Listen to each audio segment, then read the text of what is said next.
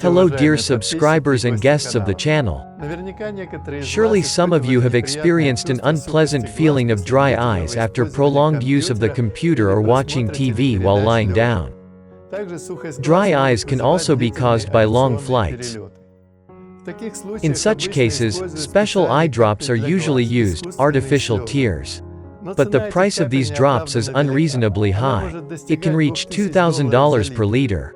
Meanwhile, in medicine for more than 100 years, a physiological solution has been known that is neutral not only for the mucous membranes, but also for the entire human body. And this is one of the few medicines that does not cause allergies. The price of this solution is 100 times lower than artificial tears. But if you are not going to inject this solution invasively, then you can make it yourself. For the manufacture of eye drops, I use ordinary table salt and boiled water obtained from a reverse osmosis filter. To 100 grams of water, I add 1 gram of table salt. 1 gram is about that much. High precision is not required here.